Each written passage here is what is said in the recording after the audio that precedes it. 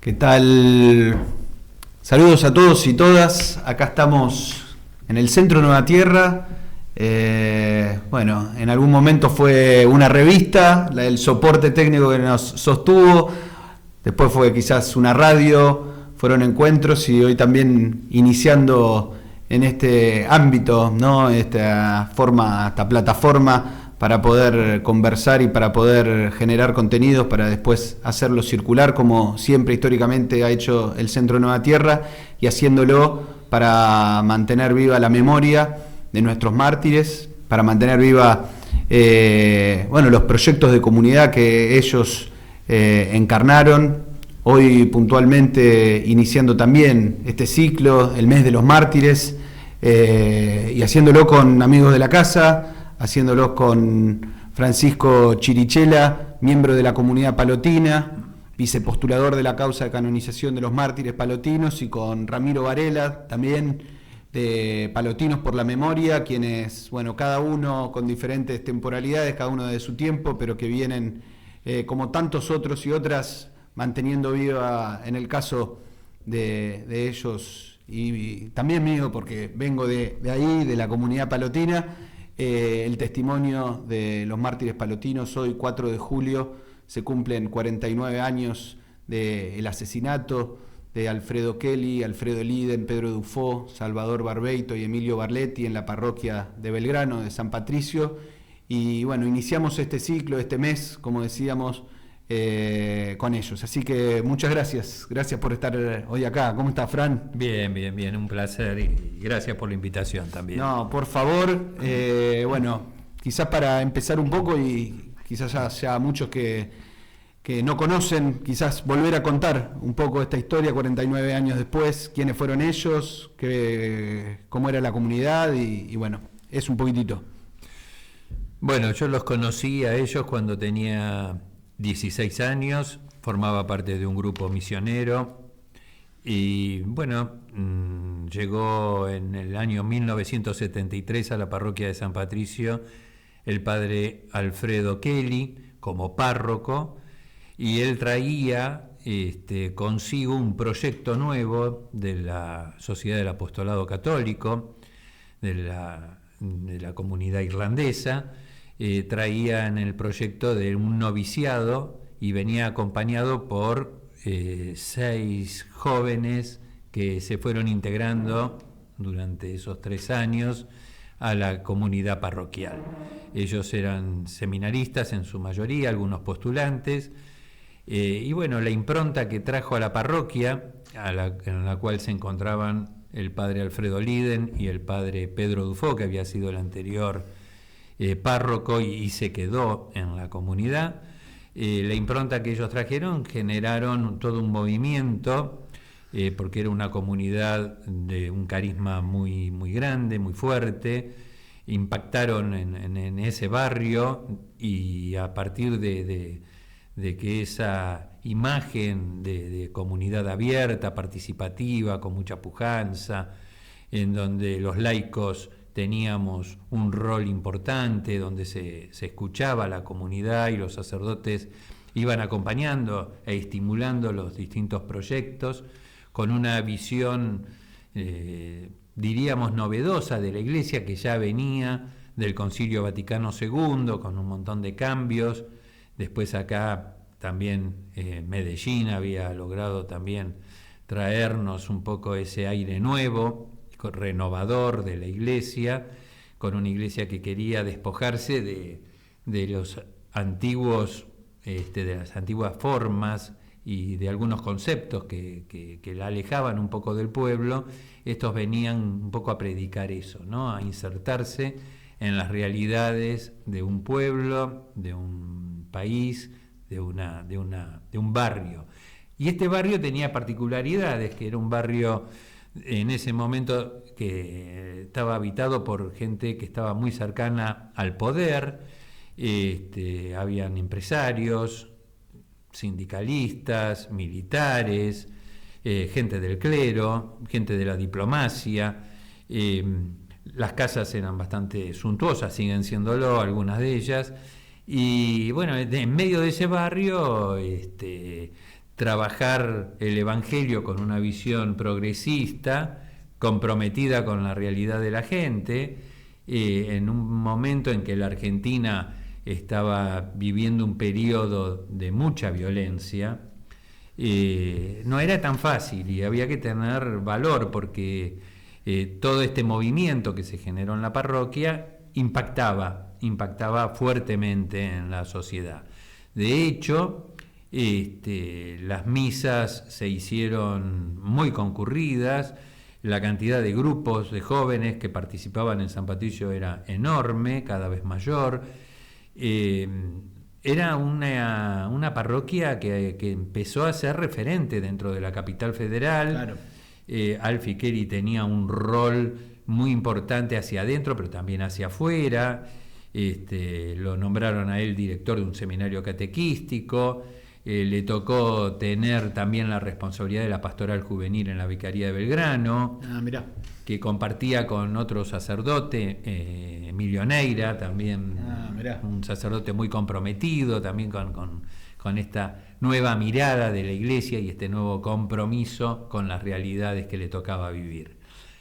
Y bueno, fue generando un impacto tan fuerte que ya se lo miraba a San Patricio como una comunidad que estaba haciendo proa en estos temas. Y era una comunidad que vivía una alegría interior muy grande, se vivía... Muy vital, digamos. Sí, era muy contagioso eso. Y entonces de otras parroquias se empezaron a congregar en San Patricio. Tenemos el testimonio de Fernando Maletti, un obispo que falleció hace poco, pero que estaba en ese momento en la parroquia de la Iglesia del Carmen, a unas 20 cuadras de San Patricio, y él nos comentaba que con otros sacerdotes jóvenes se venían a escuchar las homilías de Alfie Kelly los domingos a la tarde caminando desde Urquiza hasta San Patricio, y después eran muchas veces pensadas por ellos, reelaboradas. Bueno, era un poco eso, ¿no? Una comunidad que no pasó desapercibida en el tiempo que le tocó. Bueno, pienso esto, quizás vos, Rama, quizás contar un poco más lo que pasó el 4 de julio, narrar los acontecimientos, además como también miembro de la comunidad, pero sobre todo muy involucrado en lo que es la causa judicial, quizás contar un poco eso y agradecerte otra vez por estar acá, Rama. No, gracias a vos, Santi, al Centro Nueva Tierra, un placer compartir con Fran, un amigo, un hermano, los dos amigos y dos hermanos de la comunidad, este espacio. Y sí, bueno, esa madrugada, un grupo de tareas que estaban a bordo de 2 automóviles apostados frente a la puerta de la casa parroquial, en horas de la madrugada, que presumimos estaban esperando a los 2 seminaristas que habían salido junto con un tercer seminarista y su ahijado a una salida al cine de trasnoche. Estimamos nosotros que los estaban esperando para hacer una suerte de entradera, y finalmente fue lo que ocurrió. Una vez que ellos regresaron, ingresaron junto con ellos a la casa parroquial, los condujeron al primer piso, a la sala de estar, donde los reunieron con los 3 sacerdotes, con Alfie, con Alfredo y con Pedro. Los redujeron, los obligaron a acostarse boca abajo, con las manos en la nuca sobre la alfombra de la sala, y bueno, cobardemente y de manera artera los acribillaron a balazos. 60 impactos de bala, 60 proyectiles.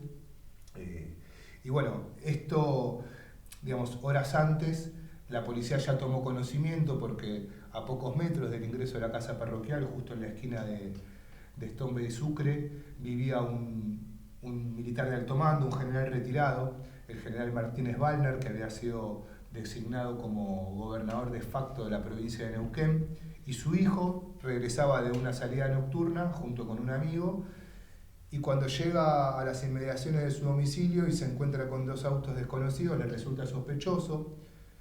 Él intuye que pueden llegar a querer cometer algún atentado contra su padre, y bueno, alarmado por esta situación, se dirige rápidamente con su amigo a la comisaría 37, que estaba está aún hoy, bueno, pero estaba en otro lugar distinto al que está ahora, muy cerquita de la parroquia, muy pocas cuadras, y se presenta a hacer la denuncia.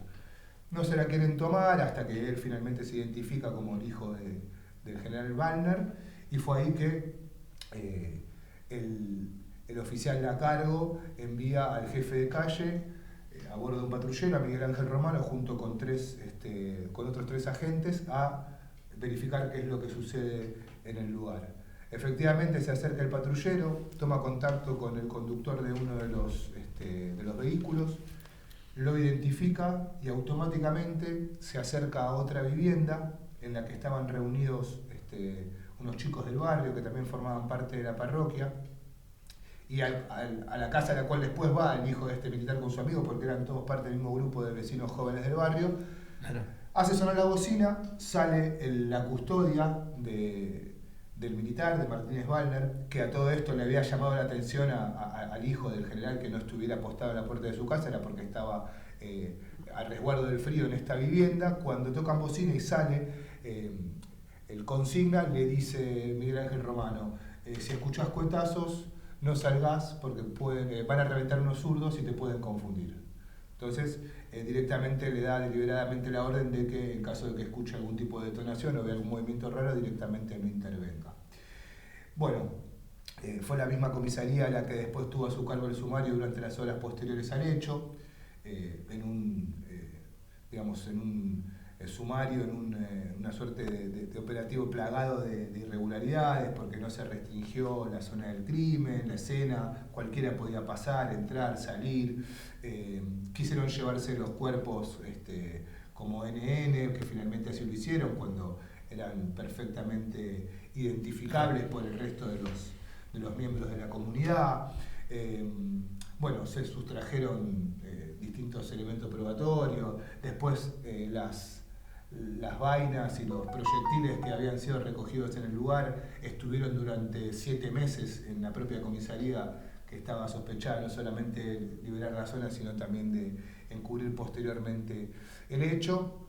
Y bueno, la primera instrucción de la causa la tuvo el juez Guillermo Rivarola, con el fiscal Julio César Estracera a cargo de la investigación. Se dieron distintos pasos formales, si se quiere, en lo que tiene que ver con la instrucción, pero como después denunció años posteriores el periodista Eduardo Kimmel, no se hizo nada efectivamente para que la pesquisa avance seriamente, y quedó ahí. Sí, en octubre del año 77, después de 3 pedidos del fiscal, la tercera fue la vencida y el juez Rivarola accedió al pedido de Estracera, que luego en la historia de la recuperación democrática lo puso en otro lugar, pero bueno, esa es otra discusión o para otro programa, digamos. Pero bueno, finalmente el juez accedió al pedido del fiscal y se cerró la causa. La causa quedó cerrada hasta que se reabrió en los primeros años de la recuperación democrática por pedido del padre Cornelio Ryan, y ahí fue que, bueno, la causa, bueno, como les decía, se reabrió. Coincidió con la época en que yo me incorporo a la comunidad, porque yo ingreso al jardín de infantes, primero de Schoenstatt, que era de los palestinos alemanes, ahí a 3 cuadras. No sabía ese dato. Sí, con la hermana Yolanda, mi maestra de jardín, y en el 84 ingreso a preescolar, recién recuperada la democracia. Che, y hay una cosa que quizás es lo que quedó en el medio, digamos, entre lo que decías vos, Fran, y lo que comentabas vos, Rama, y que quizás para preguntarte también a vos, Fran, de los años que siguieron, pero que en los días previos, y está en el diario de Alfie Kelly, se vivía también toda una situación de mucha tensión en la comunidad, porque este clima del que vos describías, y bueno, y después los acontecimientos, amenazas, algunas cuestiones, pero que al mismo tiempo en el diario de Alfie Kelly queda ahí también plasmado no solamente eso, sino la potencia, si se quiere, espiritual, de fe de esa comunidad, que es lo que los va a acompañar los años siguientes, que deben haber sido muy duros, ¿no? Sí, mira, una pregunta que yo me hice durante muchos años y me la sigo haciendo es no por qué los mataron, sino por qué se quedaron ellos, pudiendo haber tomado otros caminos. Y en realidad siempre pensé que el que realmente sabía que había una amenaza sobre su persona era Alfie Kelly, porque nos deja el testimonio en su diario del día 1 de julio. Justo hoy se cumplirían 49 años del momento en que Alfie, a la noche, escribe en su diario a la madrugada un testamento que es su Getsemaní. Él reconoce que está en una situación de riesgo personal, de vida, que está de alguna manera amenazado, y hace su donación voluntaria a Dios y le dice a Dios que se haga tu voluntad y no la mía, muy parecido a lo que dice Jesús en el Huerto de los Olivos. Pero más allá de Alfie, hemos encontrado, quienes tenemos el honor de poder trabajar en la documentación que ellos fueron legando a la comunidad y a todo el mundo, y en los testimonios que hemos recopilado a lo largo de todos estos años, hemos encontrado que realmente prácticamente los 5 estaban en conocimiento de que había una situación de peligro real y eminente sobre la parroquia. Tal vez no lo tenían tan claro como lo tenía Alfie, pero había una sensación. De hecho, les cuento, por ejemplo, que Alfredo Liden, que era el delegado en ese momento de la comunidad irlandesa, estaba invitado a participar de la misa e inauguración del obispado de Zárate-Campana, que iba a ser ese domingo 4 de julio. O sea que él tenía que estar en la diócesis de Zárate-Campana, donde se iba a inaugurar este obispado. El día sábado 3, estando en Mercedes a la mañana, un feligrés, después de escuchar la misa de Alfredo, le dice: bueno, padre, ahora se nos va para Zárate-Campana, para la inauguración del obispado. Y le dice: no, yo me vuelvo para Buenos Aires. Ah, sí, dice, ¿por qué? Jorge Asensio se llama el testigo este. Y dice, ¿por qué? Y dice, porque la cosa está brava, y yo quiero estar con mis hermanos. 3 de julio, por la mañana, Alfredo Liden, que tenía que pasar ese fin de semana lejos de la capital federal, decidió voluntariamente regresar.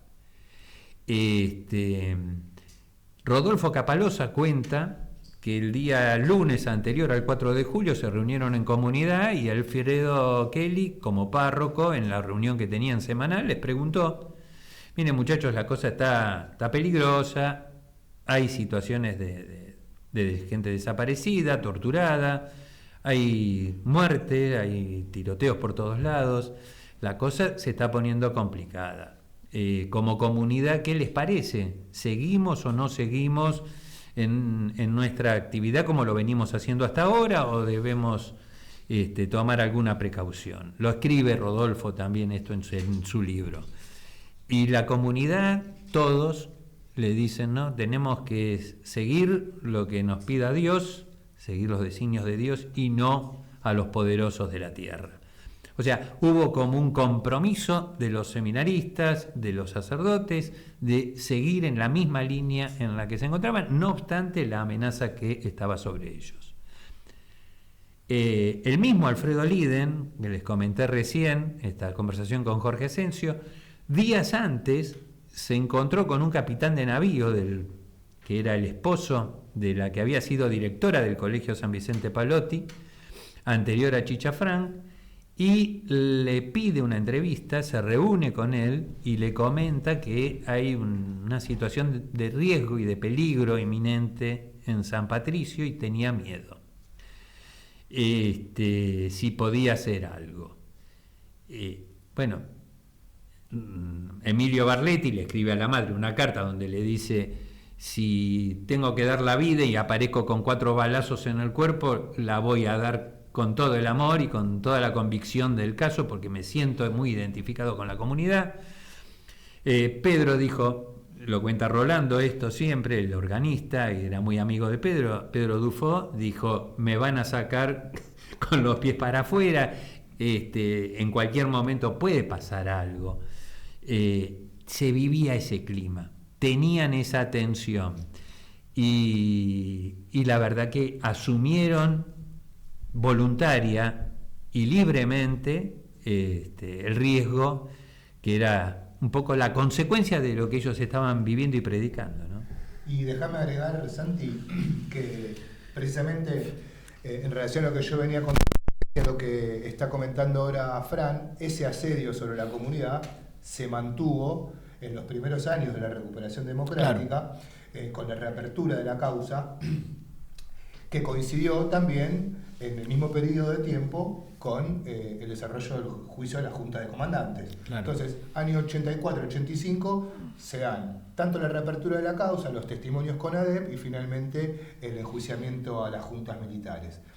Producto de ese clima de época, yo les voy a contar algo que, bueno, se los he contado en otros ámbitos más privados en el momento, pero lo cuento ahora también. Siendo yo muy chico, estando en primer grado, nos tocó tener que evacuar la escuela, salir de la mano de la maestra caminando por Echeverría hacia Tronador ante las reiteradas amenazas de bomba que se producían en aquel entonces. Uno no entendía por qué, obviamente, a esa edad y sin tener la información que hoy, pasados tantos años, tiene. Ahora sí lo podemos poner en su debido contexto y comprender qué era lo que sucedía en ese momento.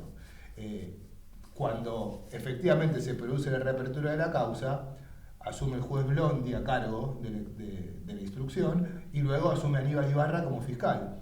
Es quien, hasta el momento presente, hasta el día de hoy, efectuó los avances más significativos pidiendo el procesamiento del comisario Rafael Fensores, a cargo de la comisaría 37, y del jefe de calle, que mencionaba anteriormente, Miguel Ángel Romano. ¿Qué pasó? Una vez que se sancionan las leyes de impunidad, las leyes de obediencia debida y punto final, el juez se ve obligado a dictar la falta de mérito, el desprocesamiento y el cierre de la causa.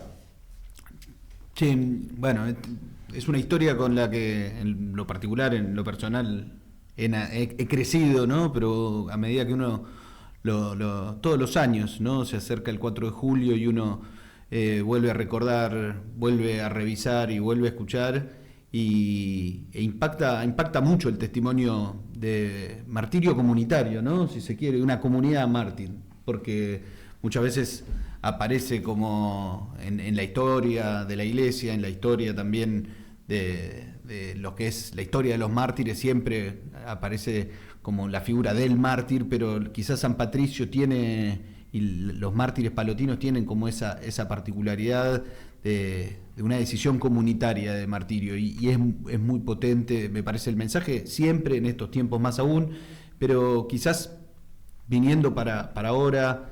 Se cumplen 49 años, se camina, ¿no? A partir de ya pasado el viernes, el camino a los 50 años, quizás consultarte y preguntarte, ¿no, Fran? Bueno, todo este camino recorrido, alguna cosa que destaques, alguna memoria, algo que quieras compartir, y también mirando hacia adelante cómo se sigue, ¿no? Creo que es parte de la potencia de esta historia también, para los que somos de fe, pero para el pueblo argentino en general. Sí, la entrega martirial de esta comunidad tiene por lo menos 2 o 3 lecturas que se pueden hacer. A mí me parece que una de ellas, que es tal vez lo que hoy representaría un mensaje para nuestra sociedad actual, es esta definición de comunidad, en donde se los define así como juntos vivieron y juntos murieron. Esa es la frase que acuñó en su momento el tío Kevin O'Neill, un sacerdote palotino que hizo mucho por la causa de los 5, y tiene una fuerza muy grande, porque imagínense, esta era una comunidad integrada por Pedro Dufo, 67 años al momento en que los matan. Alfredo Liden, 65, 66 años al momento que lo matan. No, 56 años, perdón. Alfredo Kelly, 43 años. Salvador Barbeito, 29 años. Emilio Barletti, 23 años. Habían otros más jóvenes todavía en la comunidad: Rodolfo Capalosa, Miguel Robledo. Apenas tenían 17, 18 años cuando recién estaban ingresando a la comunidad como postulantes.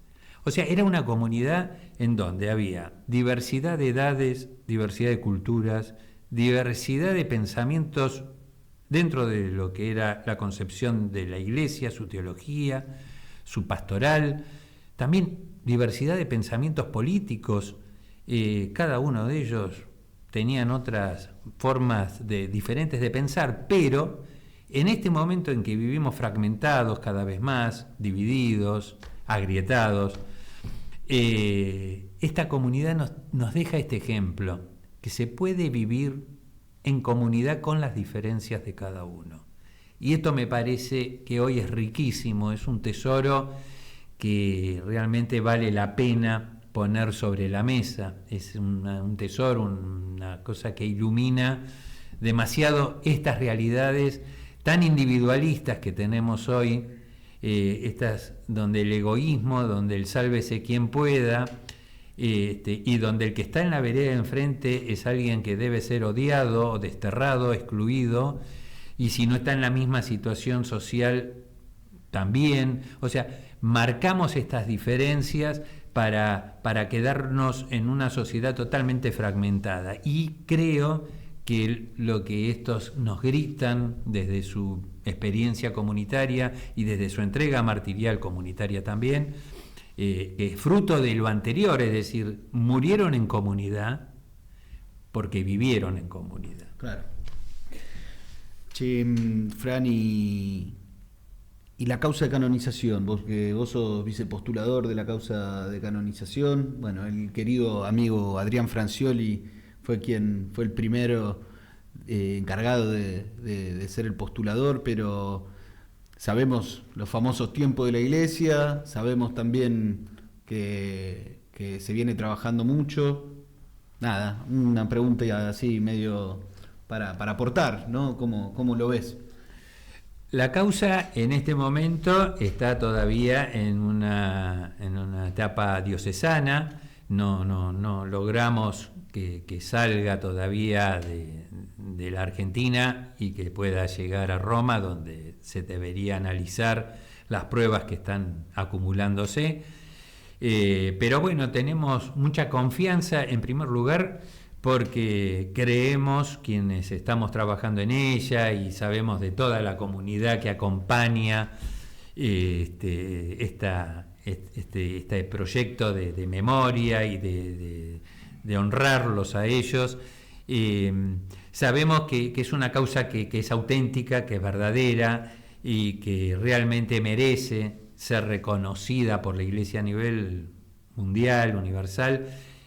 Bueno, tenemos mucha confianza en lo que se está trabajando, en lo que ellos hicieron y en lo que ellos nos dejaron, y también creemos que el actual arzobispo de la ciudad de Buenos Aires, Jorge Ignacio García Cuerva, nos ha dicho en varias oportunidades que él está realmente comprometido con que esta causa progrese y que pueda llegar a cumplirse esta primera etapa diocesana acá, con la designación del tribunal, y donde se pueden acumular y presentar todas las pruebas para después ir a Roma, a fin de que alguno de los dicasterios romanos donde le toque en suerte ser juzgada, bueno, finalmente llegue a que se los declare mártires de la Iglesia.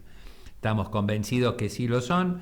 La palabra mártir significa testigo, y no hay mayor testigo que aquel que da la vida con su sangre por sus convicciones, por su fe, por sus creencias, ¿no? Así que esa bueno. Fue la palabra que usó Jorge Mario Bergoglio en el 2001, ¿no? También testigos. Sí. La sangre dijo de más, ¿no? La sangre de los mártires. Las baldosas de este solar están ungidas por la sangre de quienes juntos ahí está, juntos. ungidas. Bueno, Rama, desde que Palotinos por la Memoria, allá que fue para los 40 años, se empieza a reencontrar un poco parte de tu generación, y aparte por tu largo recorrido dentro del movimiento de derechos humanos, contanos un poco qué es Palotinos por la Memoria y cómo estamos también con todo lo que tiene que ver con la causa penal. Bueno, Palotinos por la Memoria, la Verdad y la Justicia surge precisamente, como vos bien decís, en el marco del 40 aniversario de la masacre, cuando la comunidad y fundamentalmente ustedes, entre otros compañeros y hermanos, me convocaron a sumarme nuevamente al ámbito de la parroquia. Yo desde que había egresado en el año 91 había regresado muy pocas veces y siempre me sentí muy interpelado por la causa de los 5, porque como les decía, en ese momento cuando yo comencé la escuela primaria y a medida que fui recorriendo ese camino hasta que egresé de la escuela y formamos parte también de los grupos juveniles que los sábados a la tarde frecuentábamos también el ámbito de San Patricio, poco y nada se nos decía sobre los mártires. Entiendo yo que porque todavía había una cuota de temor muy importante. Pero ¿no? esto que hablabas antes de... Sí, que había el impacto, digamos, sí, el trauma casi. El trauma que paralizó de alguna manera a la comunidad, producto del terror que ejerció la represión estatal durante tantos años y que dejó heridas tan profundas en nuestra sociedad, ¿no? Y cuando me reincorporé en ese contexto, digo, sintiendo como propia también una deuda de quienes somos parte de la generación que nació en dictadura, pero que creció en democracia y que de alguna manera somos como una suerte de nexo intergeneracional, ¿no? Y creo que entendía como propia también esa deuda de poder avanzar en el camino de la verdad y la justicia y en la construcción de la memoria también para que este crimen, que es el mayor hecho de sangre cometido contra la Iglesia Católica acá en nuestro país, porque recordemos que nunca se habían asesinado a 5 religiosos en un mismo momento, en un mismo lugar, más allá de lo que sucedió posteriormente con los mártires riojanos, pero que fueron asesinados en distintas fechas, más allá de que fue un lapso muy reducido de tiempo, nunca se había dado un antecedente de esta naturaleza. Y es además uno de los crímenes más icónicos, ¿no? más emblemáticos del accionar represivo del terrorismo de Estado. Entonces nos parece un acontecimiento de una relevancia, de una gravedad muy importante como para que quede impune, ¿no? Y a partir de ese trabajo que fuimos realizando, primero en el aspecto de lo simbólico, recuerdo el mural que hicimos en comunidad junto con la gente de Cruz del Sur, digo, a partir de ese momento se empezó a generar, se comenzó a gestar la experiencia de Palotinos por la Memoria fundamentalmente en esto, trabajando en lo simbólico, pero también articulando con otros espacios, fundamentalmente vinculados a los organismos de derechos humanos que compartían nuestras demandas, nuestras causas, en esta lucha contra la impunidad, abuelas, hijos, madres de Plaza de Mayo. La verdad que siempre hemos tenido una muy buena recepción y un muy buen acompañamiento por parte de todos los espacios que recorren ese sendero y en particular de aquellos que están vinculados a lo confesional o a la práctica religiosa. Y bueno, hemos, como decía, trabajando en comunidad, articulando con distintos sectores de la comunidad, porque lo que decía Fran me parece muy importante. Creo que uno de los principales legados que nos dejan los 5 es fundamentalmente esto de estar en unidad a pesar de la diversidad. La comunidad palotina es una comunidad muy diversa, no todos pensamos igual, no todos tenemos la misma mirada en relación a distintos temas, pero creo que de alguna manera lo que sí nos une es esto que tiene que ver con el legado de los 5. Y fundamentalmente, bueno, desde Palotinos por la Memoria, lo que hemos llevado adelante durante todo este tiempo es fundamentalmente el trabajo por verdad y por justicia, y tratando de accionar fundamentalmente lo que tiene que ver con el plano judicial en lo que refiere a la causa de lesa humanidad.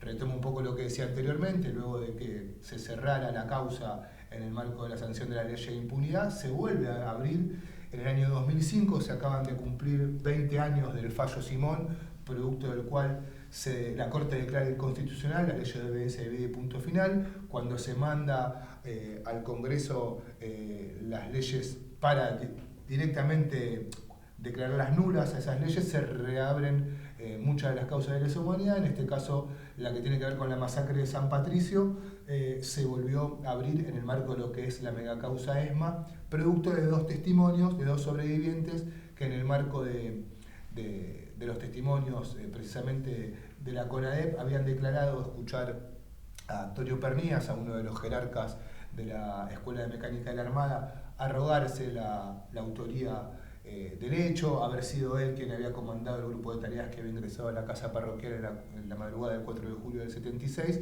y producto de esos testimonios fue que la causa se empezó a seguir y a investigar en el marco de la mega causa ESMA.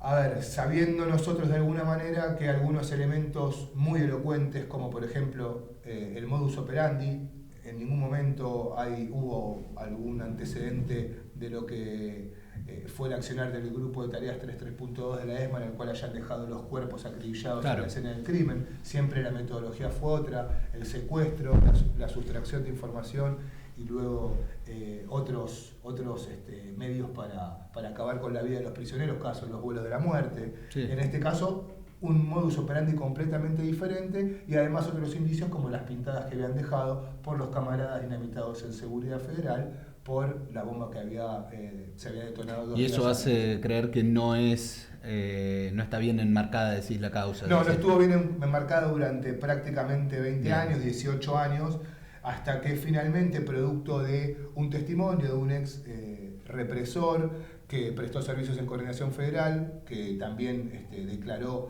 que parte del grupo de tareas que operaba en ese centro clandestino de detención se había adjudicado a la autoridad del hecho, lo había escuchado él en sus guardias del turno de la noche. Finalmente, quien estaba hoy actualmente a cargo de la mega causa de ESMA, el juez Ariel Lijo, en noviembre de 2023, lo que hace es deslindar parcialmente su competencia en los 5 casos referidos a los mártires palotinos y enviarle el expediente de la causa por la masacre de San Patricio al juez Rafecas para que el caso se investigue en el marco de los crímenes cometidos por la Superintendencia de Seguridad Federal. Y bueno, en ese camino estamos trabajando desde aquel entonces. Hace un tiempo se ha incorporado al grupo de la querella el doctor Pablo Yonto. También trabajamos con otros 2 abogados que forman parte del colectivo Justicia Ya desde hace mucho tiempo, que son el doctor Ariel Noli y el doctor Ariel Krompotik. La verdad que tenemos un equipo de abogados de lujo que viene trabajando de manera muy coordinada y con mucho compromiso. Y bueno, en las últimas horas acabamos de presentar un escrito para que Miguel Ángel Romano, el oficial ayudante que en aquel momento se desempeñaba como jefe de calle de la comisaría 37, sea llamado a indagatoria y responda por su responsabilidad en este hecho, ¿no? Impresionante. Impresionante, digo, reconocerte, Rama, en voz a todo el colectivo de Palotinos por la Memoria. No quiero dejar de mencionar al padre Juan Sebastián Velasco y a Fran Chirichela, que pero nos acompañan también en este camino. Justamente, ¿no? Lo que decía, y me parece, y contentos de haber podido generar este encuentro, este registro también de cómo la comunidad, desde la fe, desde lo que es el camino dentro de la iglesia, desde construir memoria comunitaria de la entrega de nuestros mártires, y que obviamente la causa de canonización es también lo que va guiando, y quienes somos las diferentes camadas también de quienes integramos la comunidad que vamos acompañando, pero como fue el caso de los mártires riojanos, ¿no? Que la necesidad también de dar continuidad también para poder acompañar, porque una cosa va de la otra. Entendemos que esa es la gran enseñanza que nos dejó lo que fue pasando con Angelel y sus compañeros mártires riojanos, de que hay que caminar esos 2 andariveles, y por eso me parece que es como muy fuerte. Quizás para ir cerrando, siempre invitar, viernes 4 de julio, 19:30 horas, es la celebración en la parroquia San Patricio, Estomba y Echeverría, en el barrio de Belgrano, ahí en el límite con Urquiza. Después se van a hacer otras conmemoraciones en diferentes lugares, quizás ahí después, Rama, podés compartir, pero bueno, una última reflexión, Fran, porque este es 49 años, pero que ya arrancamos los 50, quizás una última reflexión. No, este hecho luminoso, ¿no?, de los 5 que veníamos hablando tan fuerte, que no hace otra cosa que encolumnarse detrás de lo que fue la vida de Jesucristo. O sea, Jesús fue el primer mártir de la Iglesia, el primer hombre, Dios en este caso, que entregó su vida para salvar a la humanidad, Y bueno, y esta comunidad de hermanos, amigos que tenemos nosotros, la gracia de poder haberlos conocido en forma directa o en forma indirecta, es el gesto y la entrega maravillosa que no hacen otra cosa que representar esa iglesia de Cristo, ¿no? Bueno, es eso. Rama. Bueno, contarles, como vos bien decías, que en el marco de este 49º aniversario se van a llevar más allá de el acto principal, el gesto principal, que es la misa de cada 4 de julio. Bueno, el día 3 de julio, en la víspera, vamos a colocar la baldosa en homenaje al padre Alfiqueri, la baldosa por la memoria, en la puerta de la parroquia de Nuestra Señora del Rosario, en Suipacha, de donde era oriundo Alfi. En este sentido quiero destacar la voluntad política del intendente, de Juan Luis Mancini, de llevar adelante este gesto. El sábado 5 a las 17 horas se va a estar llevando adelante una función especial de la obra teatral El Crimen de San Patricio en el microcine de la Casa por la Identidad de Abuelas de Plaza de Mayo. Agradecerles también tanto a Elba de Grossi, a la directora, como a las abuelas la posibilidad de llevar adelante conjuntamente esta propuesta. Y finalmente, el lunes 7 de julio se va a estar presentando a las 18 horas en el auditorio de la Cámara de Diputados de la Nación el proyecto de ley para declarar monumento histórico nacional a la parroquia San Patricio de Belgrano, por todo lo que implica para la historia de nuestro país, a partir de una iniciativa presentada por el diputado nacional y ex embajador argentino ante la Santa Sede, Eduardo Valdés, a quien también le agradecemos profundamente por llevar adelante esta iniciativa. Y bueno, esto habla también del compromiso y de lo profundo que cala en la sociedad esta causa, ¿no? Que no es la causa de una congregación, no es la causa de una comunidad, es una causa ya de todo el pueblo argentino, y yo me animo a decir también de toda la humanidad, porque más allá del legado de los 5, también los verdugos frente a quienes ellos entregaron su vida, también hablan de quiénes fueron ellos. O sea, no solamente su carisma, su prédica, su práctica pastoral, sino por quienes eran perseguidos, también habla a las claras de quiénes eran ellos y cuál era el horizonte que buscaban, una sociedad mejor, transformar el mundo en favor de quienes menos tienen, de los más necesitados, de quienes necesitan de que le tengamos una mano en los momentos en los que tal vez peor se está, ¿no? Y en aquel momento histórico tan oscuro para nuestra sociedad, ellos tuvieron la valentía de no callarse y de llevar adelante esa práctica pastoral con un compromiso muy profundo. Así es. Bueno, 49 años de la masacre de San Patricio, Alfiqueri, Alfredo Eliden, Pedro Dufó, Salvador Barbeito, Emilio Barletti, mártires de la Iglesia Católica, mártires del pueblo argentino.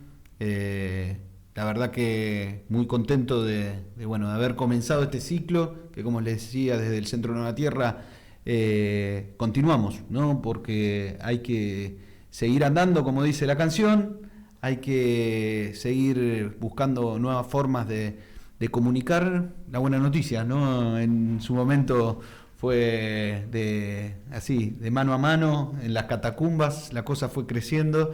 Pero lo más importante, como decías, Fran, esto es la fuerza del mensaje de Jesús, que 2000 años después sigue interpelando, sigue llamándonos.